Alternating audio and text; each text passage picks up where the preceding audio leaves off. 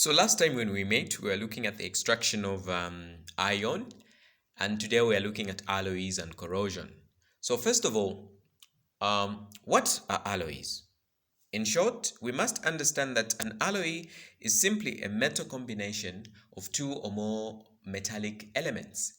And this particular alloy is made because we want to increase the strength of a particular metallic material, or as well as preventing corrosion. So what are we supposed to know? We are expected to know some of the alloys, and we are also expected to know what they're made up of, some properties or advantages, and the uses. So first of all, we must understand that if we try to look at these alloys, we are mainly focusing on knowing the elements that make up that particular alloy.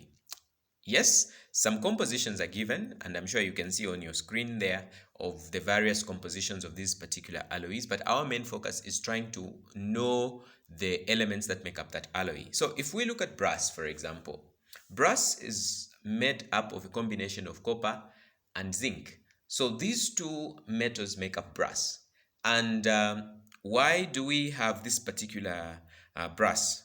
First of all, it is very hard, it is corrosion resistant, and apart from that, it is very useful in the sense that we use brass for making musical instruments as well as ornaments. And if we go to the other alloy, for example, that is bronze, we must understand that brass and bronze share one thing in common. They're both made up of copper, but with a different element in this case. So bronze is made up of copper and tin. So a combination of copper and tin gives us brass, and it also has quite nice properties in the sense that it is very hard, it is malleable, and again it is non-magnetic. That is why you find that bronze is ideal for making bells and as well as trophies. With that said, you will be able to identify that trophies, in most cases, when we look at the Olympics, people say, no, a bronze medal has been given to someone because mainly it has that nice texture and quality, which gives it a very beautiful ornamental quality, which people tend to use. So with that said, we can also look at the other alloy, which is steel. Steel is made up of iron and carbon. And because steel is very hard and strong, it is very ideal for making bridges and support systems in various buildings. That is why you find that if they are building a 2-story building or 3-story building, they tend to use steel reinforcement in it. And that is one of the uses that we can mention of. So we also have aluminium alloys, and among them we have what is known as duralumin, or others would say dura-aluminium, but it is called duralumin. So this duralumin is made up of aluminium, copper, and magnesium. But there are also small compositions of zinc and manganese as well found in this particular duralumin. So what are some of the properties that this duralumin has? First of all, it is very light and very strong at the same time, and that is why duralumin becomes very ideal for making aircraft bodies, as well as the making of paper making machines. So you find that duraluminium is very effective, and since it is very effective, it stands out to be one of the most sought for alloys in the aviation sector. So with that said, we can also try to look at one of the most common alloys, which is even found in our home. We find that if we go into our kitchens, we have spoons which are written stainless steel. But what is this stainless steel made of? The composition includes iron, chromium, and nickel. So mainly this particular alloy is made for the purpose of creating cutlery as well as carpets. But there are other uses equally which make it very suitable because it has a shiny property, and as a result it is very ideal also for making other various apparatus that require strength at the same time to be kept for some period of time.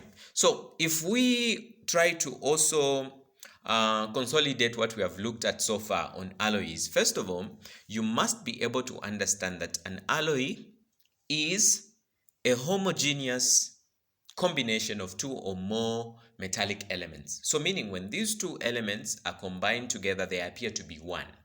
And then the main purpose of having those combinations of the elements is that to increase the particular strength of that particular material. So you are going to create an alloy simply because you want to make that particular metallic element stronger.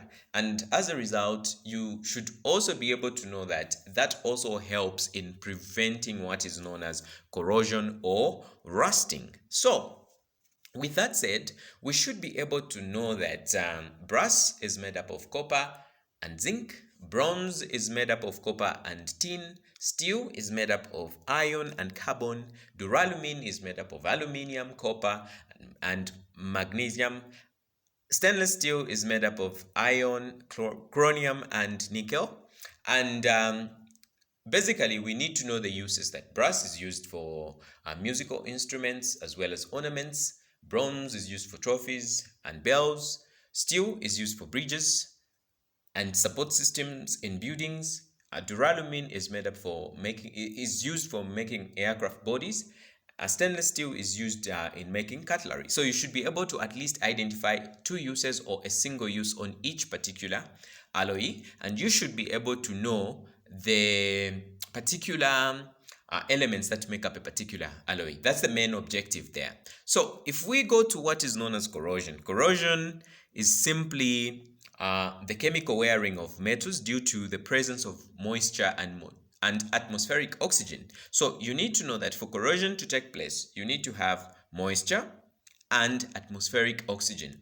And that is why you need to know that in some cases or some books, you may find that they will say that corrosion occurs in the presence of oxygen and water. And this is simply because those are found in the atmosphere. So what I have done here, I have drawn some diagrams. We have 3 test tubes where I have labeled X, Y, and Z. So in the first test tube, we have tap water and some iron nails there. So these iron nails which have been given there, you need to know that they have been subjected to different conditions. So in this case, where we have this particular setup, the first test tube where we have X, it is subjected to tap water and it is open on top there.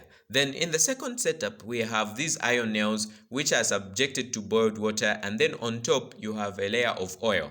And then if we go into test tube Z there, we have the nails are being kept in a test tube which is enclosed on top or closed on top there.